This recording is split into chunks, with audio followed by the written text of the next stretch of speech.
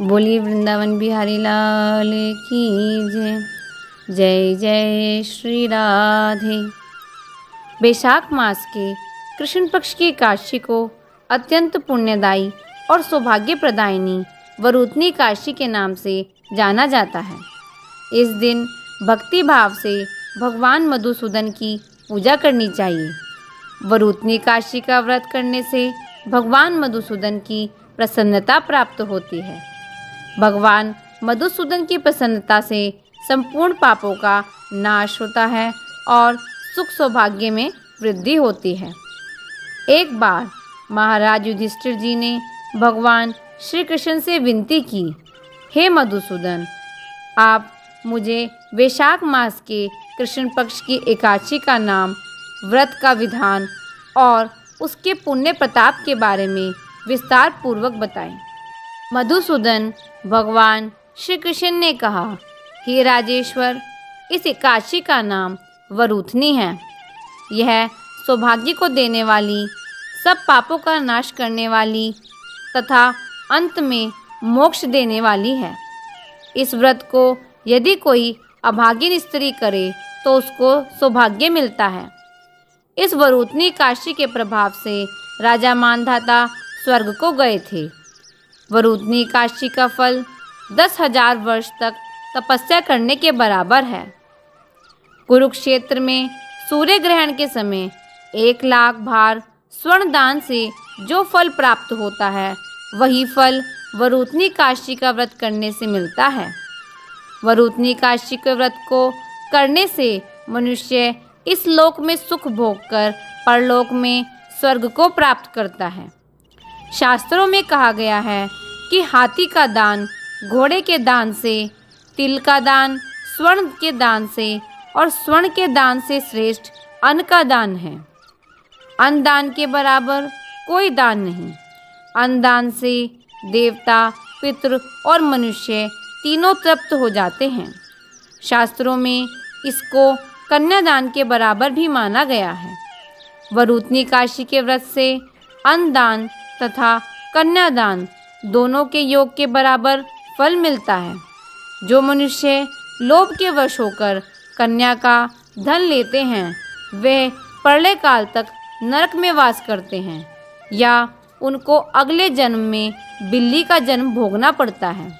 जो मनुष्य प्रेम और धन सहित कन्या का दान करते हैं, उनके पुण्य को चित्रगुप्त भी लिखने में असमर्थ हैं। जो मनुष्य इस वरूथनी एकादशी का व्रत करते हैं, उनको कन्यादान का फल मिलता है। वरूथनी एकादशी का व्रत करने वालों को दशमी के दिन कांसे के बर्तन में भोजन नहीं करना चाहिए और उन्हें मसूर की दाल, चना, शाक, शहद और दूसरे के अन्न को भी ग्रहण नहीं करना चाहिए।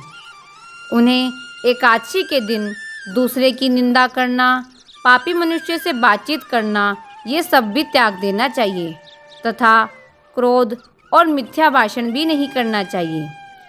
अब मैं तुम्हें इसकी कथा सुनाता हूँ, ध्यानपूर्वक सुनो। प्राचीन काल में नर्मदा नदी के तट पर मानधाता नाम का राजा राज्य करता था। वह अत्यंत दानशील तथा तपस्वी था। एक दिन जब वह जंगल में तपस्या कर रहा था, तभी ना जाने कहाँ से एक जंगली भालू आया और राजा का पैर चबाने लगा। राजा अपनी तपस्या में लीन रहा। कुछ देर बाद पैर चबाते चबाते भालू राजा को घसीटकर पास के जंगल में ले गया। राजा बहुत घबराया, मगर तपस्या का धर्म उसने ना छोड़ा और उसने क्रोध और हिंसा ना करते हुए भगवान विष्णु से प्रार्थना की। करुण भाव से भगवान विष्णु को पुकारा। उसकी पुकार सुनकर भगवान श्री हरि विष्णु प्रकट हुए और उन्होंने चक्र से भालू को मार डाला। राजा का पैर भालू पहले ही खा चुका था। इससे राजा बहुत ही शोकाकुल हुआ। उसे दुखी देखकर भगवान श्री हरि बोले कि हे वत्स, तू शोक मत कर। तुम मथुरा जाओ और वरूथनी एकादशी का व्रत रखकर मेरी वाराह अवतार मूर्ति की पूजा करो। उसके प्रभाव से पुनः सुदृढ़ अंगों वाले हो जाओगे। इस भालू ने जो तुम्हें काटा है, यह तुम्हारे पूर्व जन्म का अपराध था।